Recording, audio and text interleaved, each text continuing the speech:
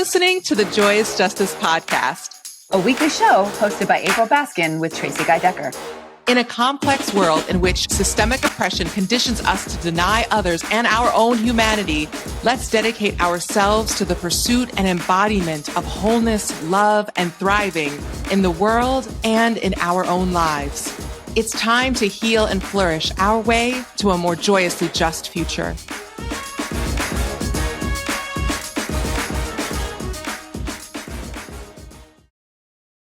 Hello, hello. Welcome back for another episode.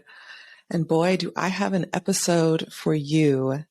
As you may know, Tracy Guy Decker, my beloved buddy and partner in this work, is on break right now. So it is just me, and that is both a little bittersweet, more than a little bittersweet. And also, this is a really meaningful opportunity for us to cultivate our relationship further, you and I, and also for me to step into different parts of my leadership that when I first formed this gorgeous and amazing partnership with Tracy, I didn't feel fully ready to step into. And I feel more ready to do that now. So Tracy and I are both in a process of growth and evolution, and that is very exciting. So let's dive in. I've got some really juicy stuff that I want to speak with you about today regarding thriving. So here's some of my thoughts about thriving overall. My sense is that some folks have a lovely relationship with it, and a lot of folks are jaded and or have a complicated relationship with thriving. And so in this episode today, let me clarify that. In this here episode today, what I want to say and dive into is that it's high time to heal your relationship with thriving. So what I want to dive into today is that it is high time for you to heal, if this is true for you and or for those for whom it is relevant, for you to heal your relationship with thriving and start setting yourself up and our movements up for long-term success and sustainability. So there's a few different points I want to cover here. And the first is that people often, I've noticed recently, I've been really into this concept of thriving and weaving it into my life. And it's complicated for a lot of people for a lot of different reasons. One is that a lot of people have been conditioned and have accepted the thought that they need to regularly compromise in many different areas of their life in ways that actually really aren't acceptable, but they just have to tolerate it and move on.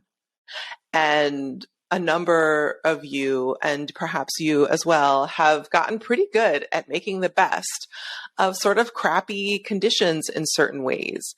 And for me, again, part of the huge overarching theme here at Joyous Justice is that we can thrive and advance justice, and that actually our joy and well-being is a part of justice.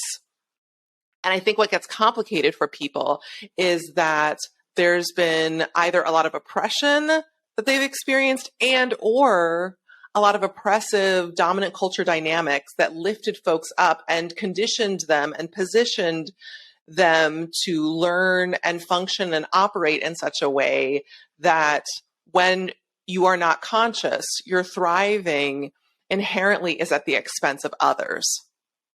And at Joyous Justice, among a range of different things, part of what I am interested in advancing with y'all is holistic analysis, is holistic understanding and integrated, decolonized, liberatory conceptualization and then filtering through your being and actualization of what it looks like to operationalize liberatory living and leadership. And in my model, I don't know about yours, but in my both model in practice and in theory, I want my liberatory living and leadership model to have thriving at its core, both individual and collective thriving, right?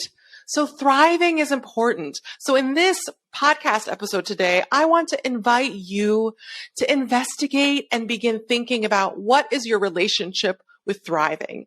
And what I want to say is to get a little intimate, and maybe this particular word isn't right for you. You can replace this word with something else. But darling, honey, beloved, you deserve to thrive, and your thriving is essential to collective liberation. It is part of it. And the more you postpone figuring out how to thrive in ways that feel both true to you and are also ethical and in alignment with your values, the longer you are stalling, becoming the empowered, embodied, integrated, amazing, legendary leader and human and lover who you are meant to be. And despite what supremacy and dominance culture would tell each of us consistently, the distance between that embodied, integrated, thriving self is not as vast as you've been conditioned to believe it is, as we've been conditioned to believe it is. Now, that doesn't mean that the journey might not involve a lot of courage and emotion and moving and shift in different ways and engaging on a non-linear path, which is part of one of the many things that makes my redefining resilience and my grounded and growing framework so helpful, is that it provides structure and support and scaffolding to what can otherwise be a super nonlinear, messy process and progress, and actually help build in rhythm and sacred pacing and analysis that helps you understand at any given point where you are in the process of something, what are the next steps, what you can revisit if you're not feeling quite how you want. So take a breath here. Oh, I have so much feeling. Do you feel it? I care about this so much. So I think a lot of people are jaded, and understandably so. So I have no judgment about the state of jadedness and or just kind of having given up on the concept of thriving. But I want to invite you to reclaim it, or if you already have reclaimed it, kudos to you if you have reclaimed it and you're living it, and or if you're in the process of reclaiming it and you're moving through that. Yes, more of this, please. The more we holistically, socially consciously thrive, the better. And I don't think purity politics or purity culture, don't let that get in the way of you thriving. I've been rather intently analyzing this and thinking this a lot. And to make a simple statement, I am very clear that to get to joyous justice in different ways, that joy needs justice and also desires justice. That if we are actually in deep holistic joy, we inherently want to give to support in others. And as we are advancing justice in different ways, we need that social justice and that activism and that courageous upstander leadership to be imbued with joy and or spirit. Joy is just one word with that, but joy or ease, breath, spirituality, spirit, they need each other inherently to me. They go together. And so in my programs or in other spaces you are in, I want to invite you, but especially in my program because it's designed with this in mind. And also, I don't think that I'm necessarily alone in that the nice thing about the way, and I wasn't planning on talking about this, but it's just intuitively coming up as I'm recording this. The nice thing about how I've designed the core curriculum in Grounded and Growing is that as you move through it, you allow yourself initially to think, actively be thinking about others and your relationship to them, but also anchor and knowing and working on cultivating and better knowing through very concrete processes and practices yourself and caring for yourself, so that as you move into the final process of the grounded and growing process, more specifically the Shema process, and as you start to build up your capacity to navigate these things, then you can layer in greater and greater sociological analysis. But here's the thing that a number of phenomenal leaders teach. One of my favorite is Professor Emeritus Barbara J. Love. And when she talks about her 4 stages of liberatory consciousness, which you might have heard me discuss before, this might be new for you, so I will cover them. They are, and sometimes the order is switched between the last 2, but here's the order that I like of it, is awareness, which is where a lot of folks are around different things. Like they have some semblance of like an understanding of these things. Then there's analysis. And basically how I like to describe analysis is when on a given issue, whether it's racial justice or collective liberation in general, or socioeconomic oppression or dominance or fat phobia or any form of oppression or dynamic, you go, there's 4 levels that ideally you achieve with it. Is awareness, which is a basic level understanding. And then there is analysis, which is where it filters through the story of your living and your specific life and also other circumstances around you, where you take that understanding and you start to integrate it and filter it through so that it's not just on a surface thing, but it starts to become part of who you are in a way that works for you.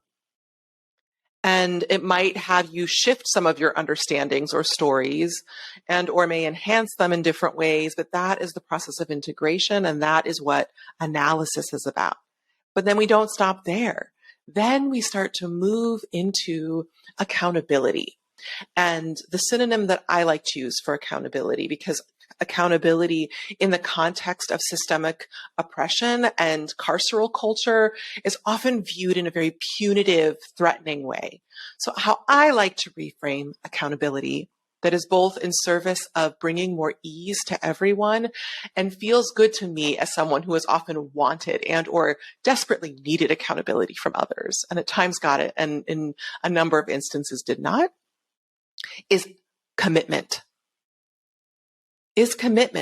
So now that you have a basic surface level knowledge, and you've gone further and it started to percolate and get into the roots of your understanding and starting to filter through the roots of your being and your concepts and showing up in how things are flowering in your life and the kinds of relationships you're having and the types of pollen you're putting out into the world and what are you drawing to you, starting to shift some of that, right?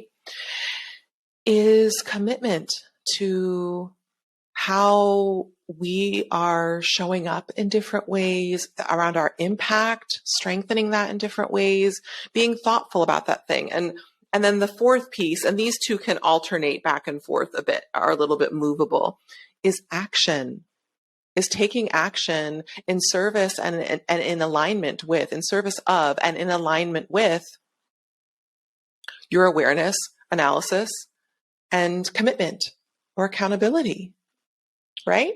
And all of those things are meaningful and take time. And I think a lot of people struggle with this because, one, it takes time and people don't make the progress they make. And because of purity culture and dominant culture that demands perfection, people get stuck. And to go back to the main theme of this episode, right? And so these are just a few of the different barriers that get in the way of people thriving. And what I want to assert, if you didn't notice, is that thriving gets to be woven throughout and gets to boost us, and that we are, I feel so intense about it. We are profoundly and fundamentally and unconditionally deserving of care and love and thriving wherever we are on that liberatory consciousness journey. My problem in this work is not that people aren't perfect. It's that people get disempowered and aren't resourced well and stop. And then the oppression continues. If mistakes are made in the context of evolution, and I see someone actively engaging or fighting for their well-being, as long as it's not in a way that's super oppressive or super either or, That is fine. That is okay. Particularly if you're in a context like here at Joyous Justice, where it is understood that that is an essential part of moving toward greater courage, is by strengthening your own foundation. And what better a way to strengthen your own foundation than figuring out what helps me or makes me feel good? When do I feel at home? When do I feel safe? What are small and big things that elicit joy and pleasure and ease and inspiration from me? Because when we have some of that flowing, moving through the stages of liberatory consciousness becomes easier. It becomes more empowering, certainly. And it also can become more enjoyable as we're caring for ourselves and practicing compassion and also weaving in rigor. You have capacity, immense capacity, to take on and embody and champion profound rigor, especially, and at times perhaps only if, you also match that rigor with trauma-informed analysis, also known as compassion, or might also be known as compassion. Maybe that's a better way of saying that, right? With compassion, trauma-informed analysis, fun, play. These are all things, and these aren't just things for you and for others. These are things that are a part of what? Our final destination, of what collective thriving, of what liberation, collective liberation, and decolonization looks like. Is living simply to live, is enjoying the mundane, is savoring beauty, is honoring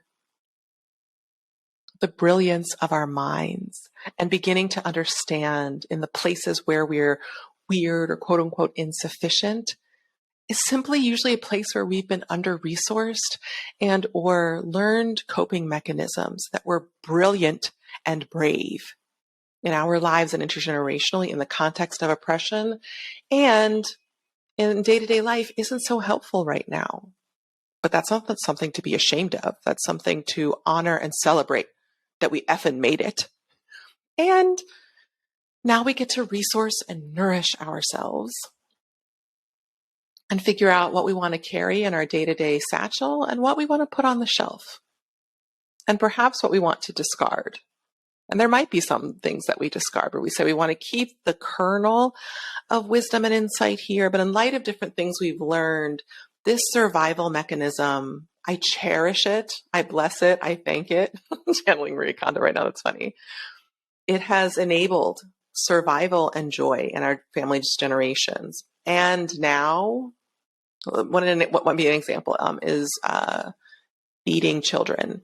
And that was really useful in the context of enslavement or in rough circumstances or in a context of pogroms where our bodies were being beaten to help build in that grit in particular ways. But in light of the understanding at the time, I can appreciate that that had a purpose. And I want to keep the kernel of the parental and familial desire to keep our children safe and to cultivate grit and resilience in them. But actually, I want to lovingly compost, bury, and let that decompose and filter back through soil that we can use to plant other parts of our family or my individual garden, whatever the case may be. And I'm going to keep this seed and perhaps put that on the shelf, or perhaps put that on the satchel. But in that case, I want to release those harmful patterns, right? And then other times there might be things like urgency that in day-to-day life, in a lot of different ways, is not in service of our physiological well-being, our communal dynamics, or our interpersonal relationships, but in light of the ways that certain oppressions or danger can spike suddenly at times, I want to both disentangle that from my day-to-day living, but I also don't want to discard it or bury it or compost it or let that decompose. I want to put that on the shelf, right? Because we haven't actually achieved collective liberation yet, or anywhere close to that. And sometimes I feel unsafe. So I don't want to be using that. And I want to do work through a program, say like Grounded and Growing, to release some of that urgency and that perfectionism in ways that are practical and work, but also keep urgency on the shelf, because in different moments in my life now and or in the future, we might need that. So that is an ancestrally proven best practice that has stood the test of time and is still something that I don't know about you, but I want to keep that. But I don't necessarily want that to be a go-to in my day-to-day satchel or purse that I carry around, because that affects my adrenals and my blood pressure and the presence or lack thereof of inflammation in my body, and also can be damaging in the context of particularly relationships across lines of difference and positional power. So that's work that we can engage in. And what supports us in that work is profound love of self. And if that is something that's not accessible to you yet, then beginning to weave in elements of thriving and well-being into your life that is in alignment with a potential love of self is a good first step. And we don't need to have another barrier that comes up here around this concept of thriving that is a variation of the purity culture dynamic, is all or nothing thinking. Thriving, just like anything else, is a dynamic process, and you can have a little thriving or a lot of thriving and somewhere in between. And we can start out with incremental measures, which is where a number of sources and social media posts often like recommend people start, and often kind of stay in that place. At Joyous Justice, I want to champion us taking it all the way as far as we possibly can. Because again, outside of the paradigm of oppression, and which is where I endeavor to exist much of the time, and helping my clients begin to function outside of and exist and build outside of that paradigm in our living and leadership. Obviously, we're on this planet and that paradigm is everywhere. And the more we heal and the more we remove internalized oppression and unhealed harm, the more we start to heal those things and suffocate and let the roots of that oppression wither, and we replace new plants and new roots and or deepen existing healthy ones. That's how, even if the poison is still in the air, we start to filter that air in different ways and also join forces in different ways and provide cleaner air for each other. Okay. Enough of this metaphor for now. That's good enough for now. Right? So this doesn't have to be all or nothing. It can be incremental and, oh, this is good. And I think a lot of people get stuck because you might have resistance to what I just said a moment ago about, taking it as far as you can. But I think what happens more frequently is that people are met with a barrier that ties into another limiting belief or lie that they've been told about themselves, and they fall back into resignation, compromise, survival mode. So they might have certain areas of thriving, but you might experience disempowerment around a new thing. And through my programs and through my leadership, hopefully in alignment with a number of other thought leaders, what I want to do is offer you not a class simply on perfectionism or on thriving, but give you a framework that helps you engage in a process of intentional emergence and transformation around each of these different barriers as you encounter them, to clear the way to greater thriving. And now, please don't misconstrue what I'm saying here. I'm very much not of the mind that we need to engage in transformation and deep thinking about every little thing. That's a challenge. No. What I'm talking about is I want to invite you to step into thriving more. Where can you embrace it more, particularly if you are someone who has a targeted identity, let alone multiple ones? And even if you don't, let's say you are a white, cis, het, Christian man, able-bodied, tall, fit, slender, young.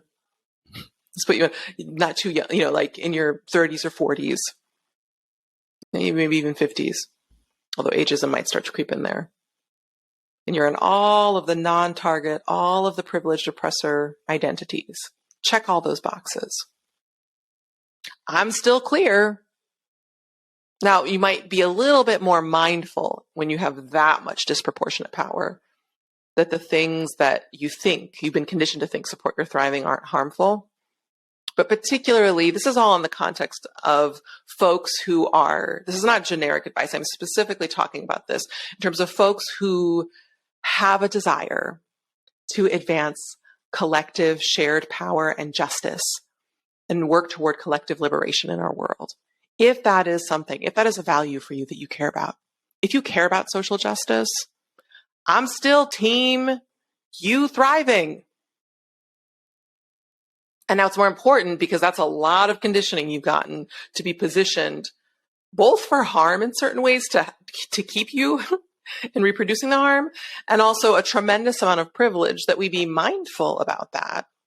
But we don't want to be mindful to the point that it stops you from thriving, especially since so many men commit suicide and experience a ton of harm in the context of this system. Your thriving is important too.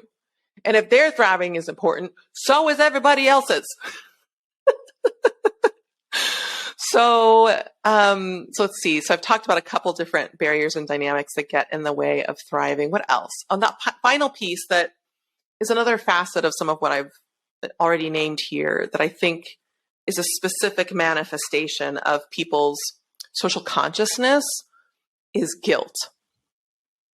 Is people feeling guilty about thriving. And I feel like this is worth a whole episode in and of itself. So what do I want to say right now that would be of greatest service to you? I want to invite you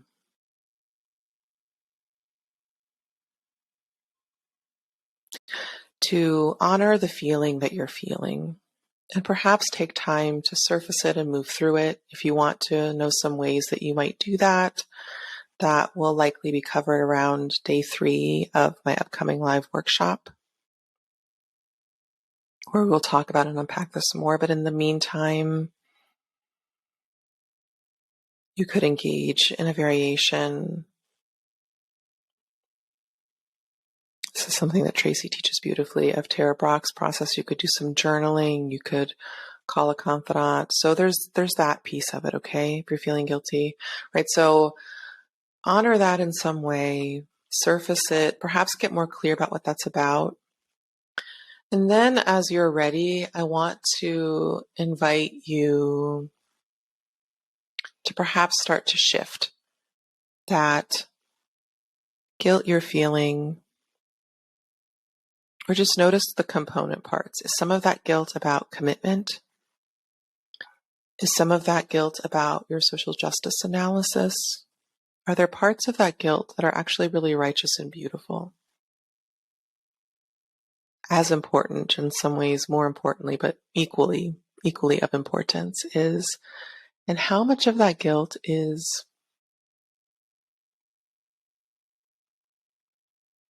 really guilt that should be at the feet of systemic oppression and other people who have caused harm, that's a bit more of a burden that you need to carry around that. And guilt isn't in service of anyone's thriving. It's in service of disempowerment and manipulation. I think it sets up people across different identities to be manipulated and to accept mistreatment. And that is not okay. So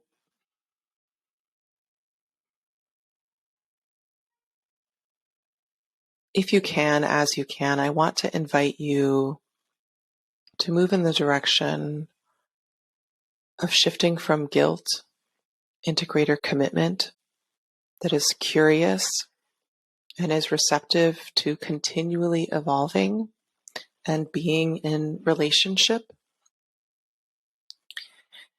And there's a word I'm wanting here that I was afraid to say, so I stuffed it back down. Let's see if it can come through. What's coming through in this moment is love. Love has a number of the elements that's attached with that guilt. Love can have the 4 levels of liberatory consciousness, a part of it. Love can have awareness and analysis and commitment, which is the counter to the guilt, is commitment. So I'd say loving commitment is what we want to shift into from guilt, is loving commitment. It's not guided by guilt, that might be informed by the pain that systemic oppression causes in the world, and an awareness and in our own lives and the ways we've been positioned to be complicit. But in time, and I don't think it's useful to stay there, but you might also try on some anger. Anger is a really helpful transporter. Once you honor and move through some of that pain, is can you kind of leverage some anger about having been positioned in this way and use that to start to move in the direction of loving commitment. Okay, coming back out of that heart space. So, and if you want more about this, please feel free to send me a message either directly to my email at info@joyousjustice.com or the contact page on the website, on the joyousjustice.com website.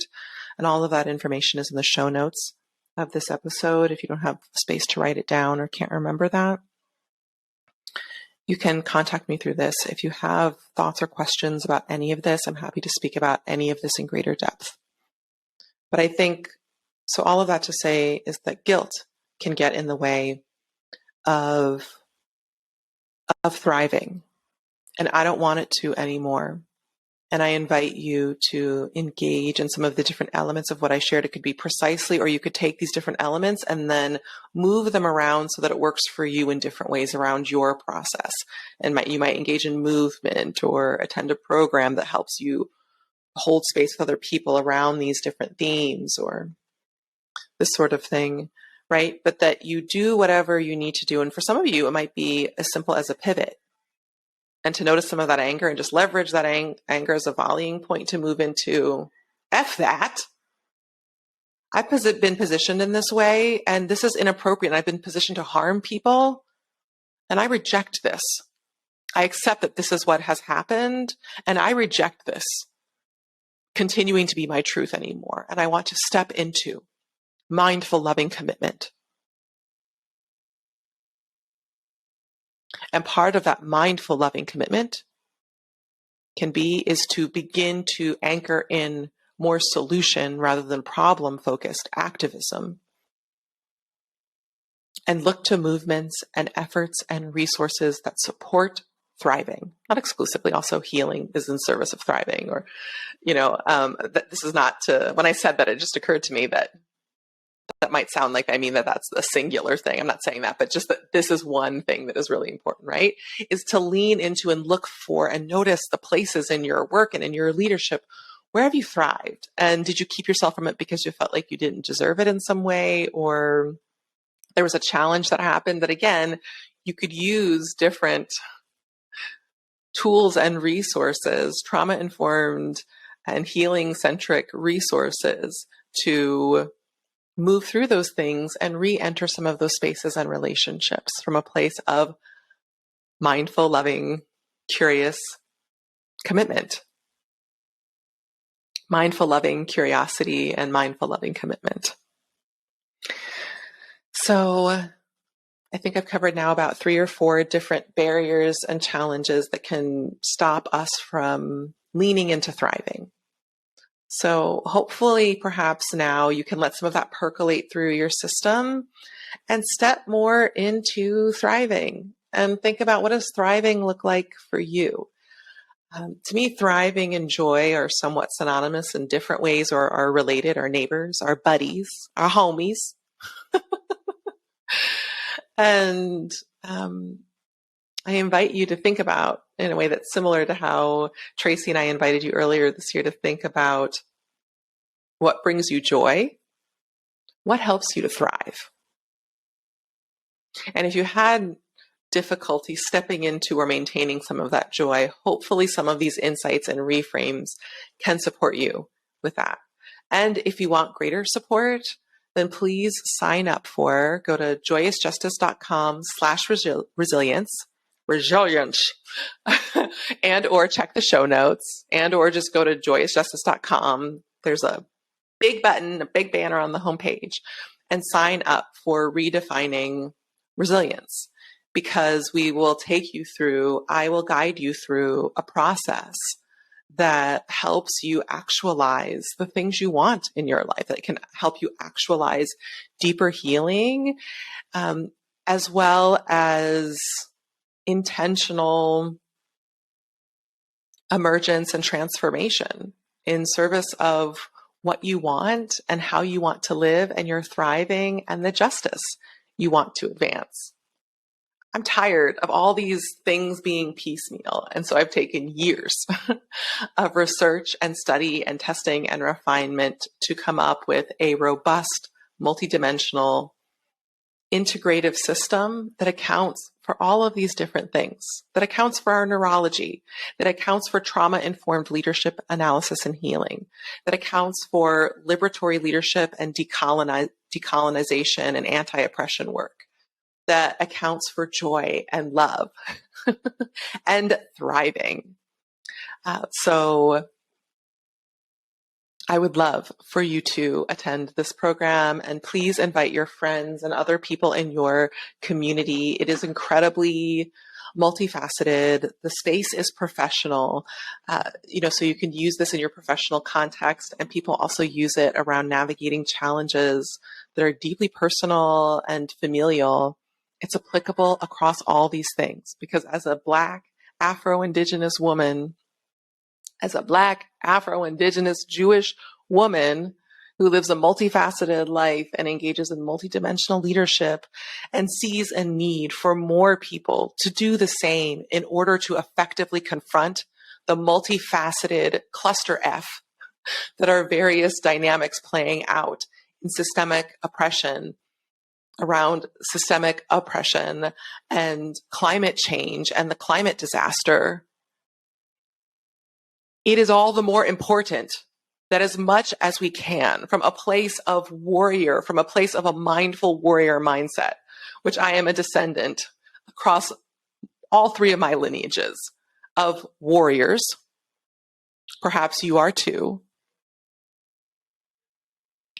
And if we are going to be as effective and courageous as we can be, the foundation of that must be our thriving and well-being.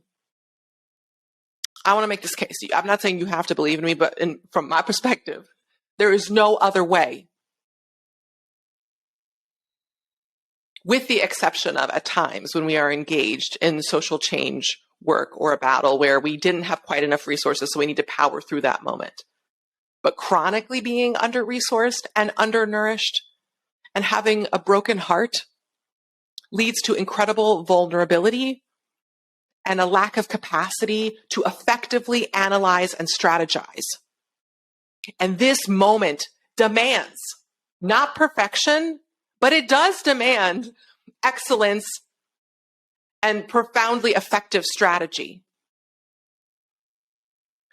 And my case for this is that strategy is best rooted in nourishment and love and wisdom and deep individual and collective care. So cheers to your thriving. I am so here for it. I believe that your thriving that you doing well, that you feeling nourished and balanced spiritually, mentally, relationally, emotionally, physically, in terms of your resourcing and finances, in terms of your connection to community, that all of that, I believe that all of that is a part of what collective liberation looks like for me. And the more you nourish yourself in those ways, even if some of it is low key or maybe even high key oppressive, but the more you start to fill your cup, your energetic care cup, and you start to empty the emotional overwhelm cup, you both have the resourcing and have the space to continue to evolve, to know better, and then have the agility. Agility, in my mind, requires limber, nourished muscles and tissue and body. Right? And if I want to be perhaps a little less ableist, mental agility requires a nourished brain that has enough omega-3s in it, enough fatty acid and hydration and nourishment. All right? These things are deeply intertwined, and I'm tired of our conditioning and supremacy culture of profound segregation and separation and isolation, making this so confusing. It's not confusing. Our thriving, your thriving is essential. Is essential in supporting and advancing collective liberation. And the more we thrive, the more we can refine that thriving and become more accountable and engage in both of these things in a dynamic, iterative process where we know better and we do better and we feel better and then we do better. And then we know better and we do better and we see a challenge or we notice, ooh, that's oppressive. Okay, well, I love myself and I have support. Let me get support around this. Let me take time to learn because I really thought that was the best way. So let me use these different tools that April teaches and other folks teach, but actually a lot don't, but that April teaches and different people teach across different programs around engaging in a holistic integrative process to shift my thinking without leaving myself behind and without leaving others behind and engage in transformation and then get back in to knowing better, doing better, feeling better. And keep that going in a virtuous cycle and seeing something that's upsetting, using the Shema process and tools to transmute that energy. Notice, ooh, this is real toxic in different ways. How does that further clarify what I want? What do we need to shift here? Do I have power and resourcing? Can we organize around this? Or is it too powerful? So then how do we learn how to move around that and start to strategize and develop a long-term strategy to undercut that in a way that positions us in the context of safety and well-being? So that is the work to me. And I think thriving is super helpful. And also, which I didn't even mention, that's a good way to end here.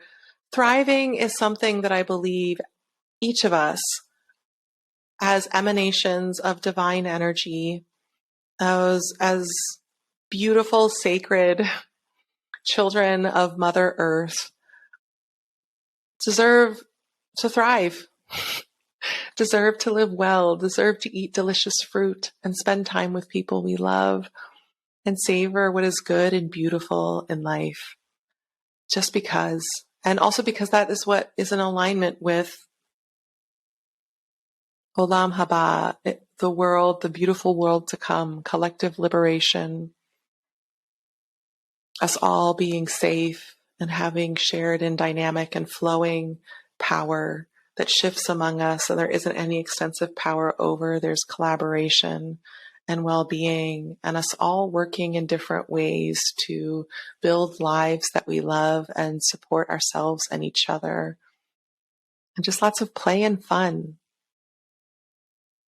So cheers to your thriving, and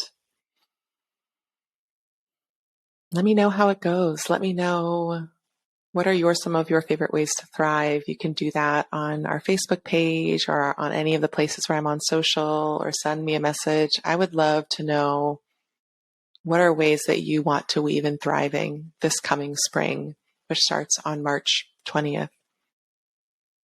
How do you want to thrive? And if you want support in thinking about that and moving through some of the very real, very real and difficult and tenuous barriers that might be getting in the way of your thriving, join me on Monday, March 20th, the start of spring, and also the launch of Redefining Resilience, so that you can redefine resilience in service of your thriving and your most empowered visionary leadership. Let's do this, friend. Much love. Thanks for tuning in. To learn more about Joyous Justice LLC, our team, and how you can get involved with our community, check out the info in our show notes or find us at joyousjustice.com. If you enjoyed this episode, show us some love. Subscribe wherever you're listening. Tell your people. Share what you're learning and how your leadership is evolving. Stay humble, but not too humble. And keep going. Because the future is ours to co-create.